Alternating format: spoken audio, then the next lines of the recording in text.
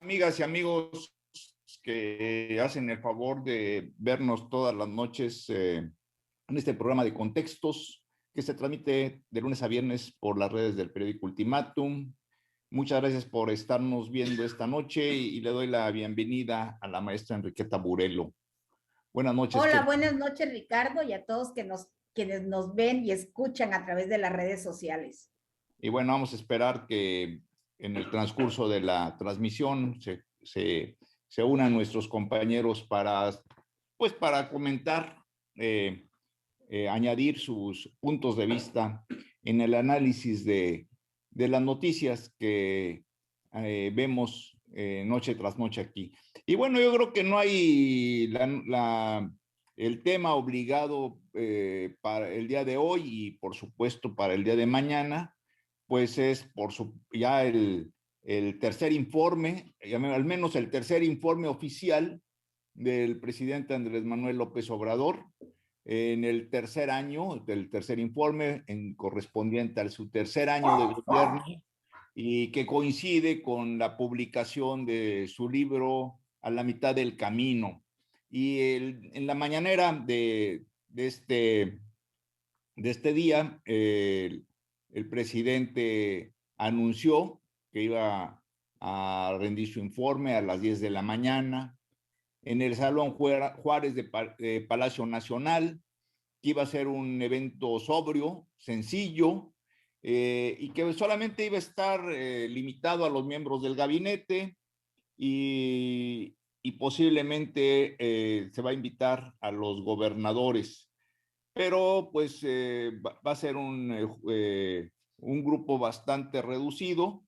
Por supuesto, siempre ahorita con los informes de Andrés Manuel López Obrador, pues brincan dos cosas. Por un lado, que él ha adoptado la costumbre de presentar informes de acuerdo a las diferentes fechas que para él son fundamentales en su historia personal política.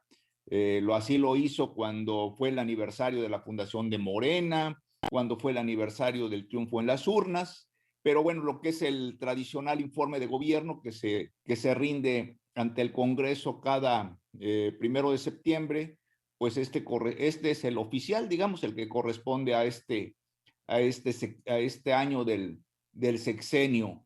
Seguramente, como ha sucedido en otras ocasiones, el presidente va a dar un mensaje en Palacio Nacional, ahí en el Salón Juárez, y posteriormente ese mensaje se va a retransmitir a través de la televisión y las redes sociales. No va a haber mañanera, advirtió, sino porque porque va a ser el informe. Y bueno, algo también que llama la atención es de que siempre entra, aunque uno no quiera, la comparación con el pasado reciente. En el pasado reciente, el informe presidencial era todo un acontecimiento en donde se hacía una alegoría o se exaltaba la figura del presidente de la República. Normalmente salía de Palacio Nacional. En un principio, el tránsito de Palacio Nacional a la entonces Cámara de Diputados era en un carro desmontable, y el presidente iba parado saludando al pueblo, el pueblo lo ovacionaba con vallas, se agitaban banderitas y lo que ustedes gusten. Creo que el último informe con estas características fue el que rindió, si no mal recuerdo, Miguel de la Madrid, y que fue precisamente cuando lo interrumpió por primera vez el entonces, no me acuerdo si era diputado o senador Porfirio Muñoz Ledo, y que se sonó eso, toda la clase política mexicana, los priistas así pusieron cara de que, sacrilegio, nadie lo podía creer, todo el mundo estaba esperando que en cualquier momento iban a entrar ahí las fuerzas de seguridad para aprender al apóstata Muñoz Ledo, que cómo se atrevía a interrumpir a ese gran hombre que estaba enfrente, que era el presidente de la República. Después de Miguel de la Madrid, pues ya empezamos a ver una imagen de los presidentes no solamente más humanas, sino que también con graves deficiencias. Vimos que no eran los superhombres que nos pintaban, sino incluso llegaron a ser caricaturas, como el caso de Vicente Fox, el caso de Felipe Calderón, donde ya la imagen del presidente incluso se notaban y el pueblo empezó a darse cuenta de sus fallas, ¿no? Esto, por supuesto, yo creo que también ha sido consecuencia de los avances en los medios de comunicación, y poco a poco el informe presidencial, primero en la época más difícil de la crisis, de ser ese paseo triunfal que hacía el presidente de la República de Palacio Nacional a la Cámara de Diputados, se dejó de hacer por seguridad del presidente, porque se sabía perfectamente que ya los aplausos iban a desaparecer y entonces todo iba a convertirse en protestas, reclamos, agresiones verbales, y hasta en el lenguaje coloquial mexicano, no pocos recordatorios a sus señoras madres, ¿verdad? Entonces, eso se empezó a hacer esto un poquito más discreto, pero sin perder el boato, ¿no? Llegó un momento en que nada más aquellos que lograban entrar a la Cámara de Diputados o al Congreso para escuchar el informe, pues eran los elegidos de los dioses, aquellos que de alguna manera pertenecían a la élite en el poder. Y bueno, ya ahora con López Obrador ha puesto en marcha pues este tipo de ya mensajes más sencillos, ya el presidente ya no va al Congreso, sino que da un informe en Palacio Nacional y posteriormente se manda el informe al Congreso hasta el año pasado, pues la encargada era la anterior secretaria de Gobernación, doña Olga Sánchez Cordero, quien iba y le presentaba a los diputados el informe para que lo analizaran, y después venía, eso sigue ocurriendo, pues en la pasarela de los funcionarios para que dieran cuenta de sus respectivas dependencias sobre cómo iba a funcionar. Los tiempos así son. Esto por un lado por la austeridad, el estilo personal de gobernar, y por supuesto, pues no hay que dejarlo de lado, la pandemia, que pues ahí es parejo, ¿verdad? Si hay algo democrático en este momento es la pandemia, que lo mismo afecta a los pobres que a los ricos, independientemente de lo que diga el gobernador de Puebla, es pareja, y también afecta lo mismo a los políticos de la Cuarta Transformación y de Morena, lo mismo que a los políticos de la oposición. Entonces, lo mejor es guardar sana distancia. Pero bueno, el presidente en estas condiciones, en la mañanera del día de hoy, ya con esto cierro mi comentario introductorio, presentó un adelanto sobre cómo él ve el avance del país, dio algunos datos y dijo que pues efectivamente la pandemia ha causado mucho dolor, mucha tristeza, que fue impactante la forma en que la pandemia hizo que se cayera la economía del país, el crecimiento económico del país en un 8.5%, pero dijo que a pesar de esta situación muy difícil, se está remontando, se está saliendo adelante.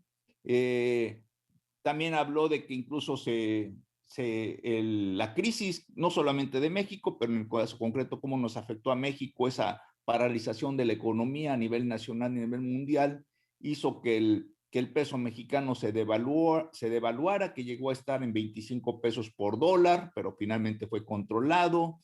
Y en fin, hizo un panorama sobre los, digamos, indicadores más importantes de la economía y cómo él ve el avance del país. Pero pues sí, el día de mañana la noticia fundamental, hay que estar atentos, vamos a ver cuál es el mensaje. Yo en lo particular me gustaría después en un segundo punto, analizar el aspecto que nos toca directamente a Chiapas de la migración. La migración y que toca directamente bueno, debería de tocar directamente al nuevo secretario de Gobernación, a don Adán López Hernández. Pero pues tú ¿cómo ves esto del informe mañana? ¿Qué tal?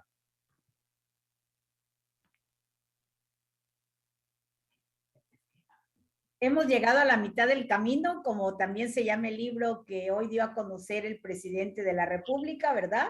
Donde habla de los logros y los resultados de su administración en estos 3 años. Sigue insistiendo en el tema de la corrupción, ¿verdad? Que el combate a la corrupción, ya hasta hizo un señalamiento de que en el Palacio ya no hay ladrones, ¿verdad? No sé si lo dijo por doña Olga y Julio Scherer Ibarra, que al parecer deja hoy también el Palacio, no sé por quién lo diría, ¿verdad? Pero hizo ese señalamiento. Él lanzó la piedra, el que dijo al que le quede el saco, que se lo ponga, ¿no? Así es.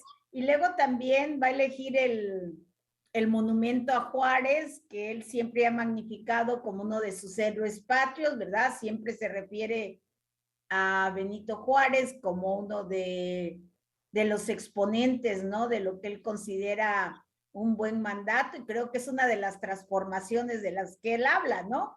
Toda la reforma que se dio durante el gobierno de Juárez, durante la administración de Juárez, es una de las transformaciones del país que forman parte de estas 4 transformaciones de las que el presidente siempre hace alusión.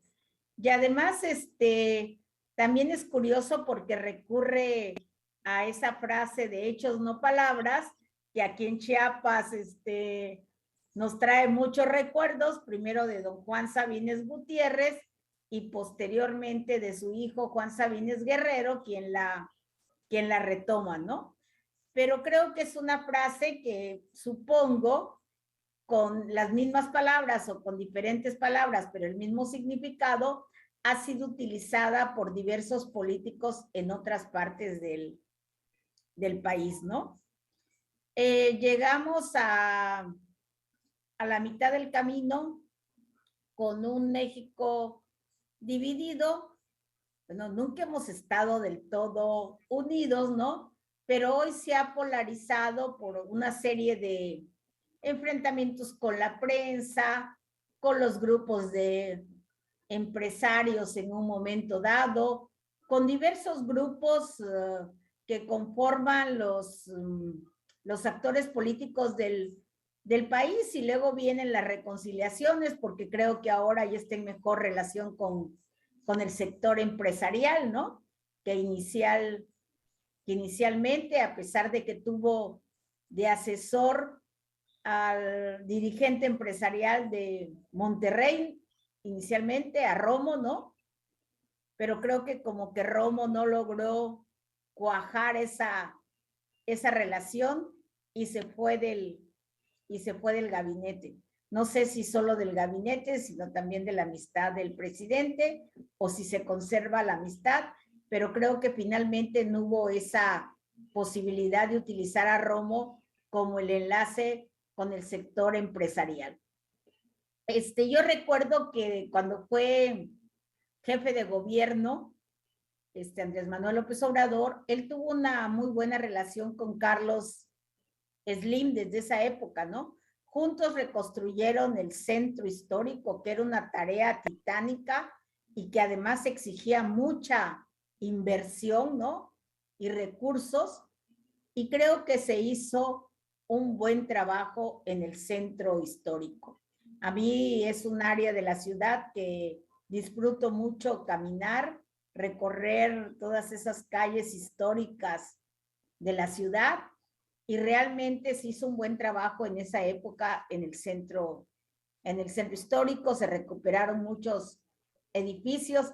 A mí me encantaría que tuviéramos un Slim chiapaneco que invirtiera en nuestro centro histórico de Tuxtla Gutiérrez, porque es un espacio que que se debe de rescatar, ¿no? Así es. Toda esta parte, ¿no? Y No, y aparte pues ahí tienes razón. estamos, ¿no? Antes me acuerdo que el 1 de septiembre no se trabajaba, ¿no? Y en ocasiones era obligatorio, por ejemplo, el gobernador iba a la Ciudad de México a oír el informe, ¿no? Y en ocasiones acompañado por algunos de los miembros de su gabinete, pero los que se quedaban aquí tenían la obligación de asistir a Palacio de Gobierno y regularmente era el secretario de Gobierno quien presidía esta reunión para ver por televisión todo ese maratónico informe de gobierno, ¿verdad? De Luis Echeverría, me acuerdo que duraba horas. Yo no me explico cómo podía mantenerse en pie Echeverría, ¿verdad? Y varios presidentes con estos maratónicos informes de cerca de 5 horas. Era el día del presidente, como se le llamaba en ese entonces, y también se replicaba a nivel local, ¿no? También los gobernadores a veces eran todavía mucho más fastuosos los informes de muchos gobernadores que los del propio presidente. Se invitaba a todos los chiapanecos y chiapanecas que tenían cierto peso político, que residían en otras partes del país, ¿no? A la clase política, y muchas veces eran fiestas y saraos que duraban varios días a costa pues del erario público. Creo que afortunadamente tanto a nivel nacional como a nivel local, ya desde hace un buen rato, ¿verdad? Estos festejos han sido mucho más austeros, la entrega del informe ante el Congreso de la Unión y aquí ante los congresos locales, posteriormente pues la glosa, ¿no? La presentación de los secretarios para que de manera individual pues informen, ¿no? De sus áreas de trabajo. Creo que ha sido un buen avance de recuperar esta austeridad en los informes de gobierno a nivel nacional como a nivel local. Así es, y efectivamente, como tú dices, sobre todo la gente joven que nos siguen en esta transmisión o que está viendo esta transmisión, este programa, pues efectivamente, como tú bien señalas, era el Día del Presidente, en una época en que el presidente de la República era prácticamente intocable. Existía la prensa estaba muy domesticada, igual que la televisión mexicana, y era muy difícil que un periodista criticara, aunque sea levemente, o cuestionara al presidente de la República. Y cuando esto sucedía, lo normal era de que inmediatamente entraba en funciones gobernación, se hacía todo investigaban al periódico, investigaban al periodista, buscaban si tenía nexos con alguna potencia extranjera o qué intereses raros tenía por haberse atrevido a cuestionar al presidente. Esto de la memoria histórica es fundamental, porque actualmente ya ves que se habla de que hay una gran represión en México y que no hay libertad, etcétera, pero la gente no, bueno, muchas generaciones no vivieron aquella época en donde verdaderamente si había un comentario de más, el dueño del medio de comunicación se arriesgaba, y estamos hablando ya de la época civilizada, ¿no? Porque en la época anterior...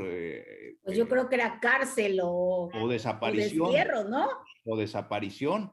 Pero sí, digamos que en la época de los 60 para acá, pues sí se arriesgaba a que el periódico fuera incautado, a que Hacienda se fuera sobre el medio, el periodista se quedaba sin trabajo, en fin, una actitud de mucha censura y mucha presión contra los medios de comunicación. La voz autorizada siempre para hablar del presidente y del gobierno, pues era el maestro Jacobo Zabludowski, y en donde se hacía un amplio recuento de los logros del presidente, ¿verdad? Y se exaltaba. Decía, Azcárraga decía, ¿no?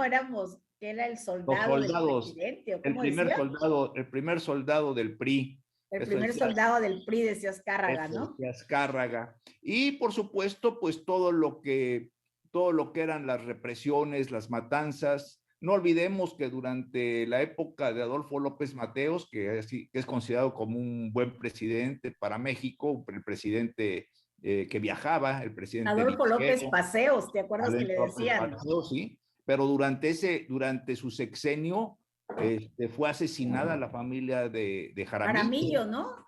el líder agrario y toda su familia, por soldados, Claro. miembros de la Defensa Nacional, y en fin, o sea, en la época de Echeverría, la Guerra El Sucia, movimiento médico, ¿cuándo fue? ¿Fue con López también Mateos o fue fue en el 65, López Mateos, o creo que ya le tocó a Díaz Ordaz, pero fue entre el López movimiento Mateos y Díaz médico, Ordaz. verdad? Que también fue muy importante. Y entonces es interesante porque hay que tener memoria histórica. Y en aquella época toda esa represión era como la basura que se escondía abajo de la alfombra y se presentaba un país en paz y que avanzaba. Y el presidente efectivamente en ese día, todo lo que señalaba, incluso los cronistas parlamentarios tenían la obligación de contar o era parte del estilo para narrar un informe de gobierno. Tenían que contar quiénes asistían, quiénes no asistían, dónde se sentaban, el presidente a quién le sonreía, a quién saludaba, cuántos aplausos, o sea, se contaban cosas tan superfluas como cuántos aplausos lograba el presidente durante su mensaje. Y lo que tú dices Y se es que desglosaba, ¿no? También, por ejemplo, sí, de que cuántas veces había usado tal sí. o cuál palabra, ¿no? Porque como que había palabras muy de moda en determinados sexenios, ¿no? Muy Entonces era casi, sí, utilizadas.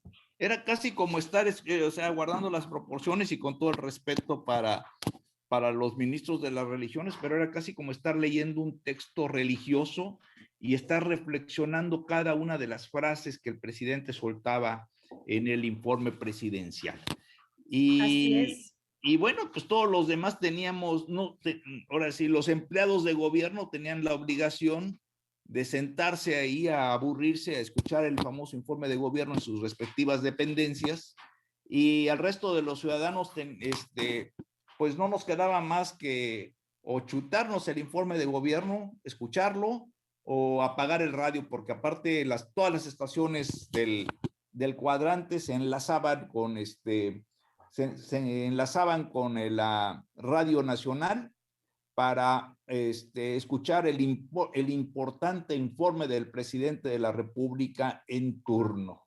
Sí, y de lo que tú mencionabas, de estos enfrentamientos con la prensa, pues el enfrentamiento de Echeverría con Julio Scherer, ¿no? ¿Sí? Con Excelsior, que terminó pues con la salida de Scherer de Excelsior, y yo creo que fue que las coyunturas son buenas, ¿no? Porque eso dio pie a Proceso, otro grupo forma 1+1, y creo que con eso da inicio a otras formas de hacer periodismo, ¿no? Sí, pero después vendría Carlos Salinas de Gortari, y Carlos Salinas de Gortari se encarga de mandar al exilio a Manuel Becerra Costa del 1+1. Del 1+1, así es. Dicen que se rumora que le pusieron encima un maletín con $1 millón, y ni siquiera le dijeron cuánto cuesta el periódico, sino que aquí está el $1 millón en tu maletín, que es lo que nosotros consideramos que puede costar el periódico 1+1, y aquí está tu boleto de avión para que te vayas a España. Así se las gastaban, así se las gastaban. Y bueno, también pues el otro punto interesante era de que era raro, o sea, hasta donde yo recuerdo, el primero que empezó a cuestionar al presidente, repito, lo señalamos hace rato, pues fue Porfirio Muñoz Ledo. Yo creo que Porfirio Muñoz Ledo, con ese simple hecho, logró su lugar en la historia, y por supuesto que lo ha consolidado con sus actividades en el resto de su vida a partir de ese momento. Pero recuerdo muy bien, me tocó en suerte estar en ese día ahí en el Congreso, y yo vi la cara descompuesta de Miguel de la Madrid, que no lo podía creer, así como que, oh, ¿cómo te atreves a levantar la voz y cuestionarme a mí que soy de Tlatuani?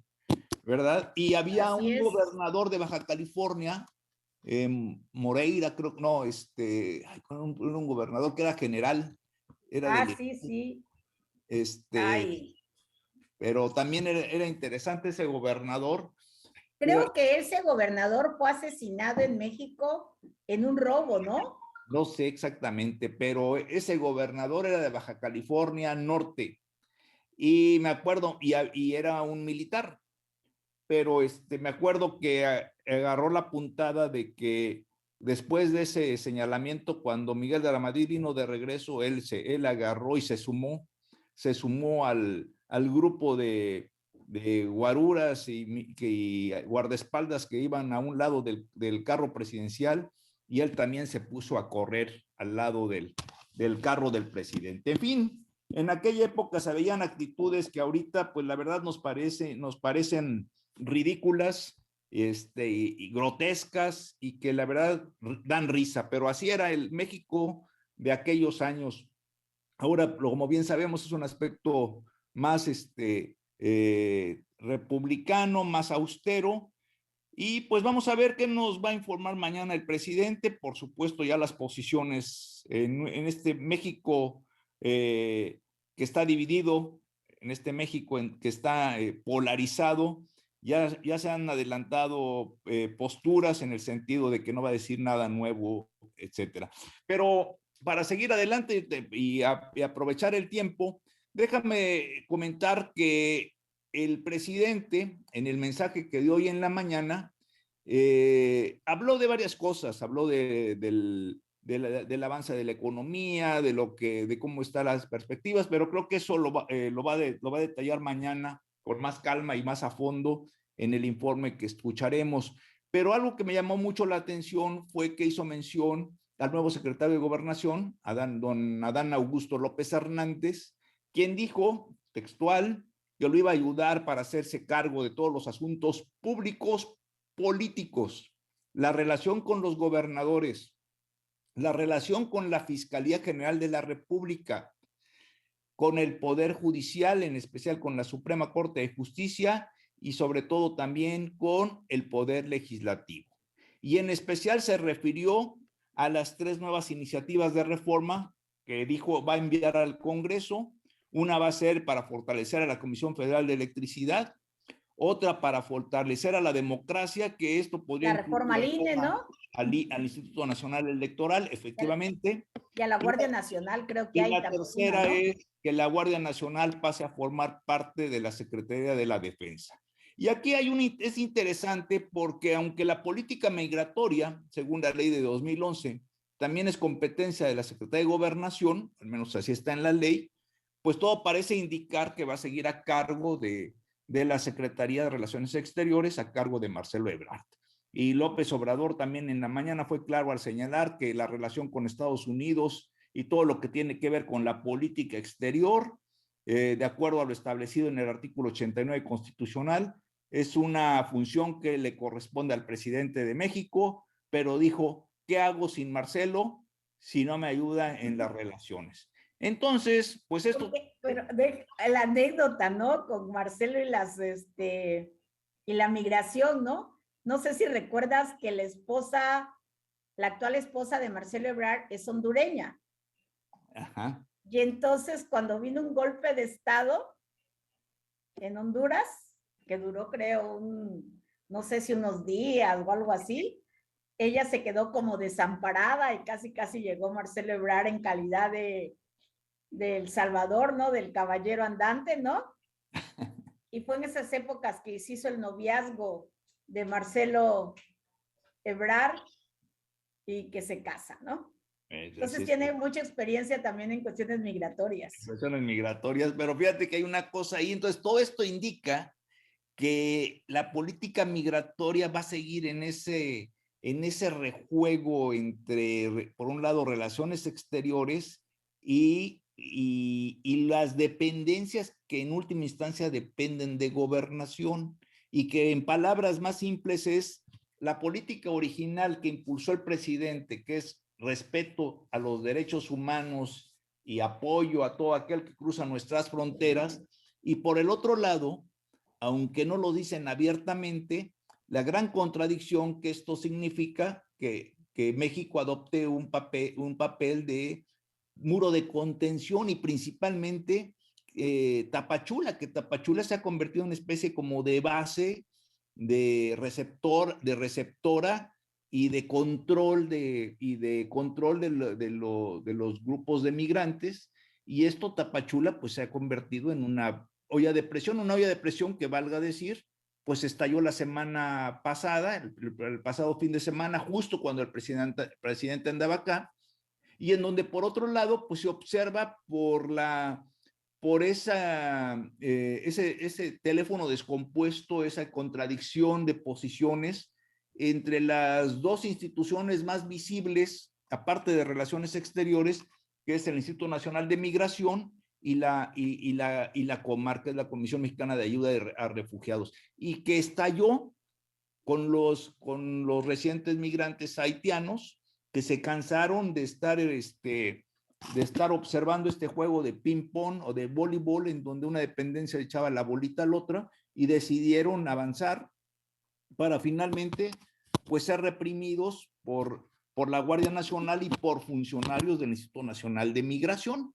Ya el Instituto Nacional de Migración rápido ante la presión mediática dijo que destituyó o suspendió a 2 de sus agentes, pero el hecho es de que así está la política migratoria y vamos a ver el presidente qué nos dice en su informe sobre este punto.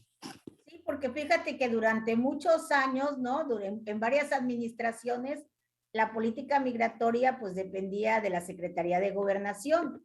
Y es más, ahí está la Subsecretaría de Derechos Humanos, que tenía que ver también con el tema migratorio, y había otras áreas dentro de la Secretaría de Gobernación que tenían relación con el Instituto Nacional de Migración, ¿no? Y ellos eran quienes fijaban esta política. Y llegó a tener tanta importancia porque cuando ya empezaron los flujos migratorios mayores, que no sé si recuerdas que cuando Sabines se le dio mucha importancia al tema, sobre todo en cuestiones de buena vecindad, y se crea una subsecretaría de asuntos, ¿no? O creo era una secretaría, ¿verdad? Que tenía el tema migratorio, donde estuvo Andrea Fisner. Sí. En Tapachula, ¿no? Y entonces Sabines recibió muchos premios de parte de varios gobiernos por esta atención a los migrantes, y varios presidentes recuerdo que no sé si fue el presidente de El Salvador, que otro de Guatemala, recibieron un doctorado en honoris causa por la universidad, por la UNACH. Entonces fue una época de relaciones públicas, ¿no? Sí. Pero de repente ahorita sí explota el tema migratorio en todo su esplendor, y pues siempre nos han acusado de ser quienes hacemos el trabajo sucio de Estados Unidos, ¿no? Que somos el muro de contención.